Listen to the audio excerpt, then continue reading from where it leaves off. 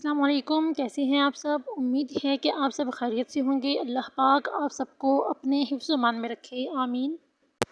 روایات میں آتا ہے کہ واقعہ کربلا کے بعد تمام قیدی جو اہل بیت کے قیدی تھے ان سب کو زنجیروں میں جکڑ کر انہیں قیدی بنا کر یزید کے دربار میں پیش کیا گیا، جہاں پر جو ہے وہ حضرت امام حسین علیہ السلام کے سر مبارک کی بے حرمتی کی گئی، اور اس کے بعد حضرت بی بی زینب سلام اللہ علیہا نے خطبہ پیش کیا، اور وہ خطبہ ایسا تھا کہ اس کی مثال تاریخ میں نہیں ملتی۔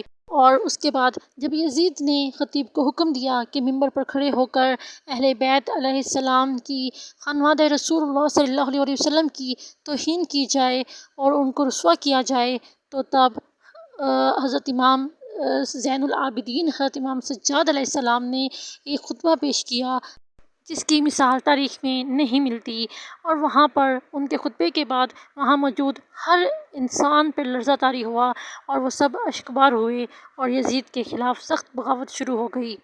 روایات میں آتا ہے کہ جمعے کے دن یزید نے اپنے ایک درباری خطیب یا دین فروش مولوی کو حکم دیا کہ ممبر پر جا کر جس قدر ہو سکے علی علیہ السلام اور حسین علیہ السلام کی توہین و تحقیر کرے اور شیخین یزید کی شان میں قصیدہ خوانی کرے۔ چنانچہ اس نے حکم کی تعمیل کی۔ اس پر امام سجاد نے یزید سے فرمایا کہ مجھے بھی اجازت دی جائے تاکہ میں بھی کچھ کہوں، مگر یزید نے بات نہ مانی۔ وہاں پر یزید کا بیٹا معاویہ موجود تھا۔ اپنے باپ سے کہا، اس مریض ضعیف اور کمزور انسان کے خطبے نے کیا اثر کرنا ہے، بولنے دے اسے۔ یزید نے کہا، تمہیں اس خاندان کی قابلیت اور صلاحیتوں کا علم نہیں، ان لوگوں نے علم اور فصاحت ایک دوسرے سے ورثے میں لی ہے، مجھے ڈر ہے کہ اس شخص کا خطبہ شہر میں فتنہ کھڑا نہ کر دے اور اس کا وبال ہمارے گریبان کو آن پکڑے۔ اس لیے یزید نے طے کر لیا کہ انہیں بولنے کی اجازت نہیں دے گا، مگر لوگوں نے اصرار کرنا شروع کر دیا کہ امام کو ممبر پر جا کر خطبہ دینا چاہیے۔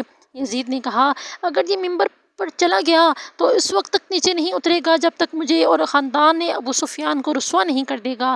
لوگوں نے کہا، یہ نوجوان کیا کر لے گا؟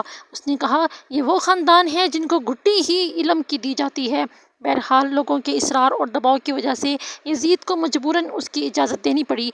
اب امام ممبر پر تشریف لے گئے اور خداوند عالم کی حمد و ثنا کے بعد ایسا خطبہ دیا کہ تمام دنیا بے قرار ہو کر بے ساختہ رونے لگ گئی۔ آپ نے فرمایا، اے لوگو، خدا نے ہمیں 6 خوبیاں عطا فرمائی ہیں اور 7 فضیلتوں سے نوازا ہے۔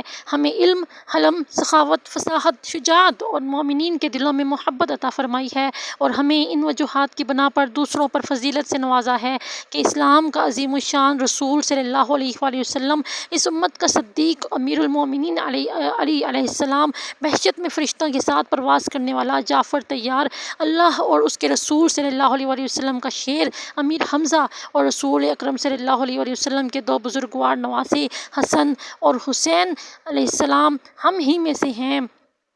میرے اس مختصر سے تعارف سے جو بھی مجھے پہچان گیا سو پہچان گیا، اور جس نے ابھی تک نہیں پہچانا میں اسے اپنے حسب و نسب سے متعارف کراتا ہوں۔ فرمایا، میں مکہ و منا کا فرزند ہوں، میں زمزم اور صفا کا فرزند ہوں، میں اس ہستی کا فرزند ہوں جس نے اپنی ردا کے ساتھ حجرہ اسود کو اٹھایا اور اپنی جگہ پر نصب کیا، میں سب سے بہترین طواف اور سعی کرنے والے کا فرزند ہوں، میں بہترین حج کرنے والے اور بہترین تلبیہ کرنے والے کا فرزند ہوں، میں اس نبی کا فرزند ہوں جو براق پر سوار ہوا، میں اس رسول صلی اللہ علیہ وآلہ وسلم کا فرزند ہوں جسے راتوں رات مسجد الحرام سے مسجد اقصی تک سیر کرائی گئی، میں اس کا فرزند ہوں جسے جبرائیل سدرۃ المنتہا تک لے گئے، اور میں اس کا فرزند ہوں جو مقام قاب قوسین و ادنیٰ کی منزل تک جا پہنچا، میں اس کا فرزند ہوں جس نے آسمان کے فرشتوں کو نماز پڑھائی، میں اس کا فرزند ہوں جس کی طرف رب جلیل نے وحی فرمائی، میں محمد مصطفیٰ صلی اللہ علیہ وآلہ وسلم کا فرزند ہوں، میں علی مرتضیٰ کا فرزند ہوں، میں اس کا بیٹا ہوں جس نے بڑے بڑے سرکشوں کی ناک زمین پر رگڑی، آخرکار انہوں نے کلمہ توحید کا اقرار کیا، میں اس کا فرزند ہوں جس نے رسول خدا صلی اللہ علیہ وآلہ وسلم کے سامنے 2 تلواروں اور 2 نیزوں کے ساتھ جنگ کی، جس نے 2 بار ہجرت اور 2 بار بیعت کی، بدر و حنین میں کافروں کے ساتھ لڑے اور پلک جھپکنے کی دیر کے لیے خدا کے ساتھ کفر نہیں کیا، میں میں صالح المؤمنین کا فرزند ہوں، میں وارث انبیاء کا فرزند ہوں، میں ملحدین کو تباہ کرنے والا اور مومنین کے سردار کا بیٹا ہوں، میں اس کا بیٹا ہوں جو مجاہدوں کا نور ہے، عبادت گزاروں کی زینت ہے، گریہ کرنے والوں کا سرتاج ہے، سب صابروں میں سے بڑا صابر ہے، تمام نمازیوں سے افضل ہے، رب العالمین کے رسول یاسین کی آل سے ہے۔ میں اس کا فرزند ہوں کہ جبرائیل نے جس کی تائید کی اور میکائیل نے جس کی نصرت کی ہے۔ میں اس کا فرزند ہوں جس نے مسلمانوں کے حرم کی حفاظت کی اور مارکین و ناکثین و قاسطین کے ساتھ جنگ کی اور دشمنان خدا کے ساتھ لڑتے رہے۔ میں قوم قریش کی قابل فخر ترین شخصیت کا فرزند ہوں۔ میں اس ہستی کا بیٹا ہوں جس نے سب سے پہلے اللہ اور اس کے رسول صلی اللہ علیہ وآلہ وسلم کی دعوت پر لبیک کہا اور نبوت کی تصدیق کی۔ اس کا فرزند ہوں جو سابقین میں سب سے پہلا ہے اور حد سے تجاوز کرنے والوں کی کمر توڑنے والا ہے، مشرکین کو تباہ کرنے والا ہے۔ میں اس کا فرزند ہوں جو منافقین کے سروں پر خدا کے برسنے والے تیروں میں سے ایک تیر ہے، جو خدا کے عبادت گزاروں کی زبان حکمت ہے، جو دین خداوندی کا ناصر و مددگار ہے، جو اللہ کے امر کا ولی ہے، حکمت الہی کا بستان ہے، اللہ کے علم کا حامل ہے۔ میں اس کا فرزند ہوں جو جوان مرد اور سخی ہے، خوبصورت ہے، تمام خوبیوں کا مجموعہ ہے، سید بزرگوار ہے، بطحا کا رہنے والا ہے، راضی برضا الہی ہے، مشکلات میں آگے بڑھنے والا ہے، صابر ہے، ہمیشہ روزے سے رہنے والا ہے، ہر آلودگی سے پاک اور بہت بڑا نمازی ہے۔ میں اس کا بیٹا ہوں جس نے دشمن کی کمر توڑ کے رکھ دی۔ میں اس کا بیٹا ہوں جس نے کفر کی تمام جماعتوں کو شکست دے کر تتر بتر کر دیا، جس کا دل ثابت و استوار، جس کا ارادہ محکم اور پائیدار ہے، جس کا وار بہت کاری ہے، جو شیر کی مانند شجاع ہے، حجاز کے بے شجاعت کا شیر ہے، عراق کے لوگوں کا سردار اور رہنما ہے، مکی ہے، مدنی ہے، خیفی اور عقبی ہے، بدری و احدی ہے، شجری و مہاجر ہے۔ وہ عربوں میں ہو تو ان کا سردار ہوتا ہے اور میدان جنگ میں ہو تو شیر خدا ہوتا ہے، خدا کے دو مشاعروں مزدلفہ اور عرفات کا وارث ہے، پیغمبروں کے دو نواسوں حسن اور حسین کا والد ہے۔ لوگوں، یہی میرا دادا علی بن ابی طالب ہے۔ میں فاطمہ الزہرا کا فرزند ہوں، میں تمام عورتوں کی سردار کا فرزند ہوں۔ اس طرح آپ اپنا تعارف کراتے رہے یہاں تک کہ دربار میں ایک کوہرام برپا ہو گیا، لوگوں کی دہریں بلند ہو کر یزید کے تاج و تخت اور قصر و محل پر برقِ اجل بن کر گر رہی تھیں۔ یزید کو خطرہ لاحق ہو گیا کہ کہیں کوئی فتنہ نہ کھڑا ہو جائے جس سے دربار میں انقلاب آ جائے، لہٰذا اس نے مؤذن کو اذان کہنے کا حکم دے دیا۔ مؤذن نے اذان کہنا شروع کر دی اور امام علیہ السلام نے خطبہ دینا بند کر دیا۔ جب مؤذن نے کہا اللہ اکبر اللہ اکبر تو امام علیہ السلام نے فرمایا اللہ سے بالا تر کوئی چیز نہیں۔ جب اس نے کہا اشہد ان لا الہ الا اللہ تو امام نے فرمایا میرا گوشت اور پوست اور خون و جلد اس بات کی گواہی دیتے ہیں کہ وہ ذات وحدہ لا شریک ہے۔ جب مؤذن نے کہا اشہد ان محمد رسول اللہ تو امام علیہ السلام نے ممبر ہی کے اوپر سے یزید کی طرف منہ کر کے فرمایا محمد مصطفیٰ میرے نانا ہیں یا تیرے نانا؟ اگر تو کہتا ہے کہ تیرے نانا ہیں تو غلط کہے گا اور کافر ہو جائے گا، اور اگر کہتا ہے کہ میرے نانا ہیں تو پھر تو نے اس کی اطرت کو کیوں طے کیا؟